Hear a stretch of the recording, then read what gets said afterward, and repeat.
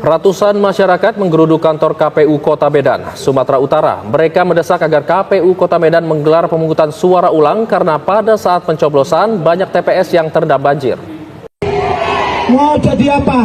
Saudara sudah gagal menyelenggarakan pilkada ini. Siapa yang bilang tidak gagal? Pemilih itu hanya 30%. Betul nggak? Orang-orang ya, ini memalukan. Pilkada tadi itu dipenjarakan bila perlu diduga melanggar. Pak Sekjen tolong tim dan sudah diberitahukan kepada pihak kepolisian, betul?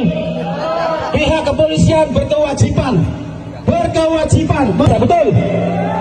Kami dari masyarakat Deli Serdang yang mengatasnamakan Aliansi Rakyat Menggugat mendatangi kantor KPU Deli Serdang beserta kantor Bawaslu Deli Serdang. Hari ini kami hanya menuntut bahwa hari ini kami mau sampaikan KPU Deli Serdang itu gagal menyelenggarakan pilkada Deli Serdang. Satu poin yang pertama adalah bahwa jumlah pemilih yang datang ke TPS itu mencoblos itu tidak lebih dari 40%. Ini menjadi presiden buruk dalam sejarah pemungutan suara pesta demokrasi yang ada di negeri ini. Yang kedua hari ini bahwa kami menduga bahwa ini memang disengaja oleh penyelenggara. Kenapa? Yang pertama banyak masyarakat yang tidak dapat undangan pemilih C-Formulir C6 sehingga dia tidak datang. Yang kedua, banyak pemilih itu jauh dari rumah untuk mencoblos ke TPS-nya. Yang ketiga, bahwa ada force major, ya, bencana alam, banjir dan lain sebagainya, sehingga masyarakat hari ini tidak bisa mencoblos pada tanggal 27 November 2024 nantinya. Jadi oleh karena itu, kami hari ini sangat menyayangkan bahwa tidak profesionalnya, tidak becusnya KPU, sehingga penyelenggaraan Pilkada Deli Serdang 27 November ini berjalan dengan buruk. Oleh karena itu, kami dari masyarakat yang cinta demokrasi menginginkan Pilkada Deli Serdang itu diulang dengan temuan-temuan yang kami dapatkan hari ini. Untuk berapa banyak TPS gitu? Ya, kami hari ini lebih kurang dari 50 TPS yang kami dengar dari masyarakat hari ini yang tidak mendapatkan formulir C6-nya. Jadi oleh karena itu, selain kami meminta supaya copot KPU Deli Serdang, kami juga hari ini meminta di KPP untuk memproses ya apa yang terjadi hari ini sehingga saut maut sehingga tidak profesional berjalannya KPU dalam menjalankan tugasnya. Karena apa? Karena sudah puluhan miliar yang anggaran dipergunakan oleh KPU untuk menyelenggarakan Pilkada Deli Serdang. Namun hasilnya tidak mencapai 40% pemilih yang ada. Ini miris. Ini perlu hari ini rakyat Sumatera Utara, khususnya Kabupaten Deli Serdang, bergerak dan melawan agar supaya demokrasi yang ada di negeri ini, khususnya Deli Serdang, itu berjalan dengan baik. Oke Ketua, terakhir Ketua, untuk kalau para ini PSU dilakukan, ini mau berapa banyak dilakukan PSU? Kami hari ini rakyat Deli Serdang agar supaya hari ini menuntut PSU itu dilaksanakan di seluruh wilayah di Kabupaten Deli Serdang. Itu tuntutan kami. Ini demi berjalannya penegakan demokrasi Deli Serdang yang berjalan dengan baik. Jangan cederai demokrasi ini dengan tidak profesionalnya kinerja KPU. Tadi kan kita sudah melihat bagaimana hasil dari quick count ini dan Bang Bobi maksud saya beserta Pak Surya menang 63%. Dan tadi Pak Surya sudah mengatakan bahwa akan berjanji berdedikasi untuk membantu Bang Bobi dalam kepemimpinan. Itu pendapat Bang Bobi gimana? Tadi kan belum dijawab ya Pak ya? Pendapat saya, Pak Surya ngomong kok. ya itu yang pertama tentunya kita tetap nunggu hasil real count ya. Tetap nunggu real count ini tadi. Mudah-mudahan yang kita harapkan tentu hasil quick count ini nanti bisa sama hasilnya dengan hasil real count. Ini tetap yang harus kita lakukan pertama untuk menjaga karena tim pemenangan Bobi Surya masih ada ya Bang ya. Dan yang tentu kalau tadi nanti itu sudah ditetapkan, nanti juga sudah dilantik misalnya, tentu dedikasi kita untuk melaksanakan tugas-tugas di Sumatera Utara. Ya, halo teman-teman, selamat datang lagi di channel ini, channel NES 2045 yang membahas seputar politik, pendidikan, hingga budaya. Ya, turut berduka cita ya atas kejadian-kejadian bencana alam yang terjadi di negeri ini. Dan biarlah negeri ini bisa menjadi negeri yang lebih baik ke depannya dan terhindar dari musibah-musibah yang terjadi. Nah, teman-teman, tadi saya mendengar ya pada penyampaian cuplikan video sebelumnya, ya sangat disayangkan sekali dan turut memprihatinkan bahwa pelemahan demokrasi kian mulai sudah terjadi gitu ya. Pelemahan demokrasi di Indonesia ini sudah semakin terlihat dan bisa kita sebut ini secara masif dilakukan oleh oknum-oknum tertentu. Nah, satu hal yang perlu kita catat bahwa pada pesta demokrasi tahun politik ya di 2024 ini, pada tahun yang sama Pilpres dilakukan, pada tahun yang sama Pileg dilakukan, dan pada tahun yang sama juga Pilkada dilakukan, pemilihan kepala daerah serentak baik itu bupati, wali kota sampai gubernur. Ya, tentu banyak sekali menimbulkan anomali yang terjadi saat ini. Tentu di Sumatera Utara, Medan, Kecamatan Deli Serdang lebih tepatnya. Tadi saya mendengarkan keluhan dari masyarakat setempat bahwa di kecamatan khususnya ya, Kecamatan Deli Serdang, itu beberapa TPS, kurang lebih 50 TPS itu semacam ada kecurangan di dalamnya seperti itu. Banyak masyarakat yang tidak mencoblos karena mungkin ada dua faktor teman-teman yang membuat hal tersebut terjadi. Yang pertama memang beberapa waktu lalu ya Medan lagi kena musibah ya, banjir ada di mana-mana, dan kemudian bila kita menyadari di beberapa wilayah Sumatera Utara ini ada longsor, banjir, dan lain sebagainya. Dan itu bisa saja salah satu faktor penghambat masyarakat untuk pergi ke TPS mencoblos. Nah, seperti itu. Dan kemudian tadi disampaikan bahwa surat suara di Kecamatan Deli Serdang itu seolah-olah tidak fair gitu ya. Dan kemudian masyarakat di sana tadi meminta agar KPUD di Kecamatan Deli Serdang khususnya itu dipecat.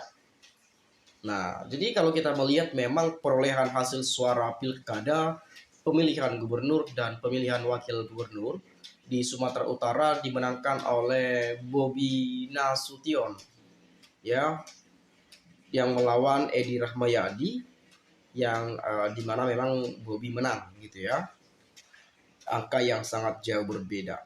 Tetapi tadi kalau kita melihat penyampaian video tersebut ada anomali teman-teman ya, adanya dugaan-dugaan tindakan kecurangan pada proses pilkada Sumatera Utara berlangsung. Nah, jadi kita membutuhkan demokrasi yang fair ya, pemilihan yang fair ya. Kita menegakkan demokrasi, menjaga demokrasi, dan menjaga keutuhan peradaban demokrasi.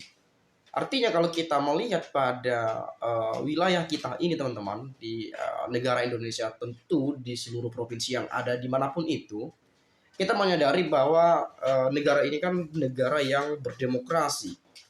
Dan apalagi dalam soal pilpres, soal pileg, soal pemilu ya, pilkada maksud saya, itu bagaimana rakyat-rakyat itu berhak memberikan kemana dukungan mereka, kemana suara mereka dialihkan, pada siapa mereka mencoblos.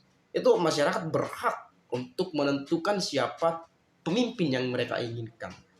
Nah, tetapi pada saat ini saya melihat bahwa adanya anomali pilkada di Sumatera Utara. Khususnya tadi Kecamatan Deli Serdang ada beberapa tadi sempat disebutkan angka 50-an lebih TPS ya. Itu terdapat dugaan-dugaan kecurangan gitu ya. Jadi sumut sekarang Medan khususnya tadi teman-teman kita yang ada di Kecamatan Deli Serdang itu demo ya, menghampiri kediaman KPUD ya untuk melakukan pemilihan ulang khususnya di Kecamatan Deli Serdang. Nah, memang situasi ini membutuhkan anggaran lagi tentunya gitu ya. Tetapi ya bagaimanapun itu hak rakyat untuk memberikan suara kepada siapa gitu. Jadi agar bagaimana pilkada ini bisa fair, bisa adil ya. Tidak ada neko-neko, nggak ada intervensi, nggak ada kecurangan dan lain sebagainya. Jadi bersih ya, bersih. Nah, saya coba melihat di sini teman-teman, kebetulan saya lagi di tempat-tempat sini juga gitu ya. Nah, saya akan coba melihat dari penyampaian teman-teman kita, ya. Nah, coba saya baca, apakah benar anomali itu terjadi? Ini mungkin teman-teman yang ada di Medan pasti komen nih. Betul ya, sudah hujan seharian dari malam sampai besoknya nggak berhenti-henti. Telat 15 menit nggak boleh nyoblos lagi. Nah, bagaimana mungkin ketika ada kendala, ada hujan, puting-puting beliung segala macamnya, kalau kita telat 15 menit itu nggak diperbolehkan untuk mencoblos lagi. Logika berpikirnya itu di mana tuh? Kita ada kendala, ada hujan seharian non-stop, deras banget tuh di Medan. Saya juga kebetulan mendengar kabarnya dari teman-teman yang ada di Sumatera Utara, yang ada di Medan tentunya. Itu pagi ketemu pagi itu hujan. Ya, pagi ketemu pagi itu hujan. Dan mungkin kalau reda-reda sikit-sikit ya paling berapa menit gitu ya. Dan teman-teman mungkin melihat ada Pak Bobi tuh turun tuh pas banjir tuh. Nah, teman-teman bisa menyaksikan hal itu sendiri gitu ya. Jadi bagaimana mungkin masyarakat bisa lebih leluasa dalam mencoblos gitu. Kalau telat 15 menit, itu nggak diperbolehkan lagi untuk mencoblos. Nah, ini kan nggak adil nih kan, nggak adil. Jadi seolah-olah semacam bagaimana kita melihat bahwa yang tidak mencoblos itu dikemanakan suaranya gitu ya. Yang nggak mencoblos tadi dikemanakan suaranya. Apakah dimasukkan ke paslon tertentu? Ya, bisa jadi gitu ya. Tetapi kita tidak menuduh, tapi kita memiliki asumsi seperti itu ya. Kemudian saya melihat di sini Jokowi, Bobi, Gibran, Kaesang, semua polisi-polisi komunis itu, ya ngeri juga ya.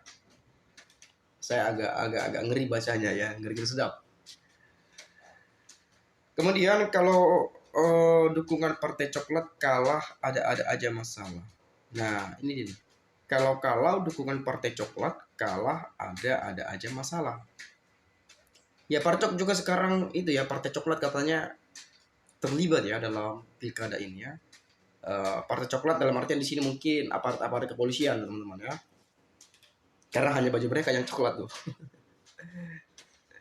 Oke, kemudian jangan menang Bobi, waspada ya. Jangan sampai Bobi menang, waspada. Nah, kemudian iya di Bali, oh ini orang Bali nih. Di Bali, kami sekeluarga juga tidak dapat undangan.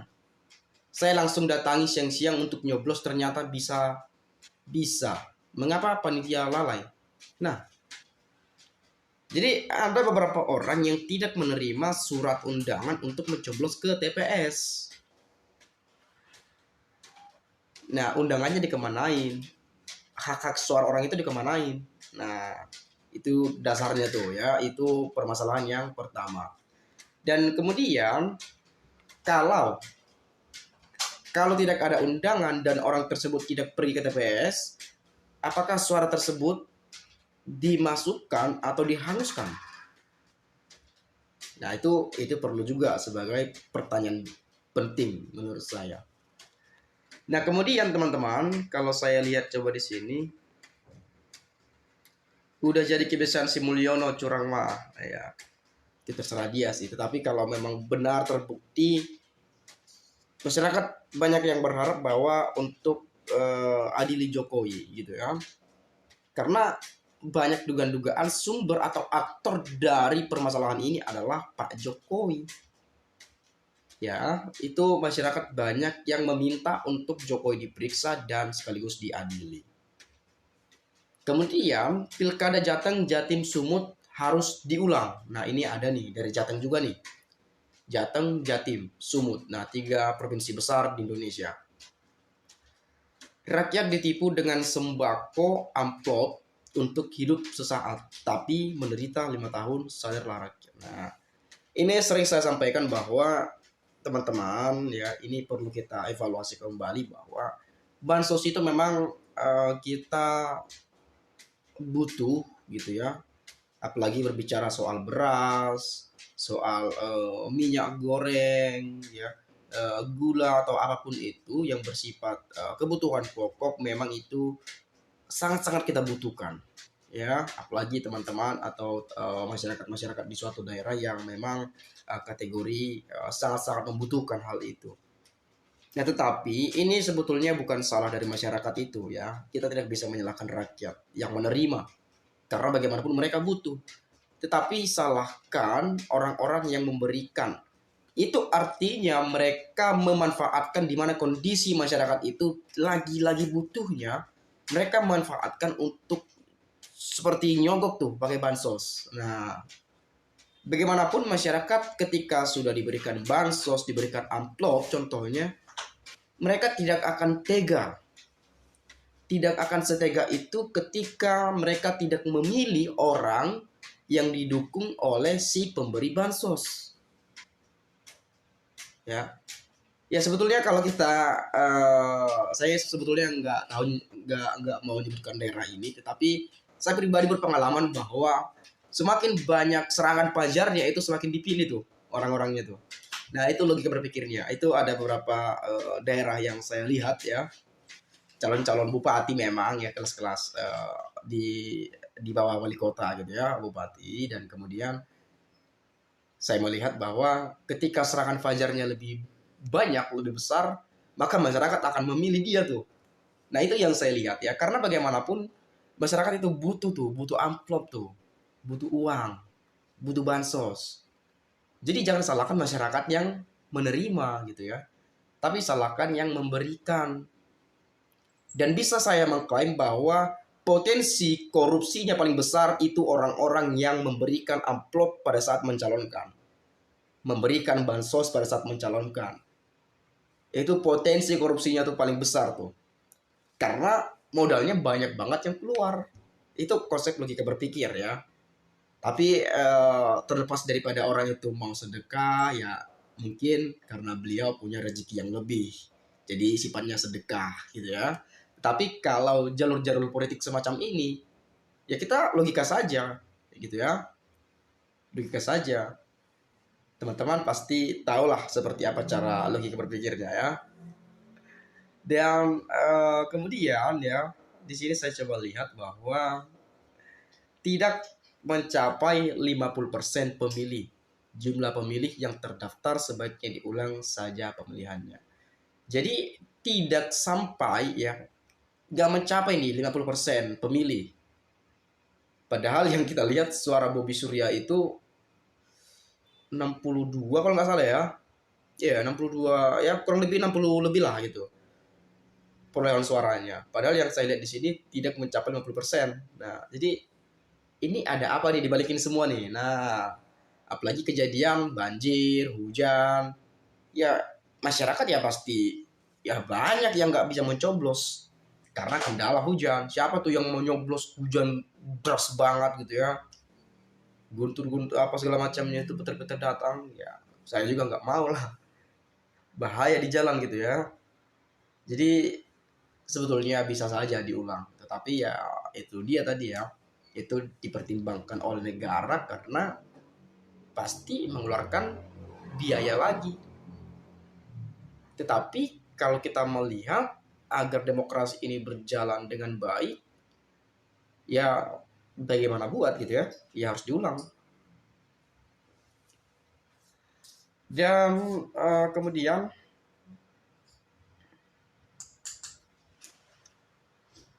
WKWK ya, negeri dan rakyat ini masih mudah dipermainkan sama Jokowi dan keluarganya. Zaman Jokowi kalian dimiskinkan dengan segala aturan dan sebagainya. Kalau sudah miskin akan mudah diberi bansos lalu disuruh memilih keluarga dan kroninya tragis. Ya ini permainan, saya nggak tahu ini permainan sudah direkayasa sejak awal, sudah atur sejak awal, kita nggak tahu sebetulnya, tetapi memang pada konsep berpikirnya ya kurang lebih seperti penyampaian Ardiansa ini gitu ya. Jadi sangat disayangkan sekali ketika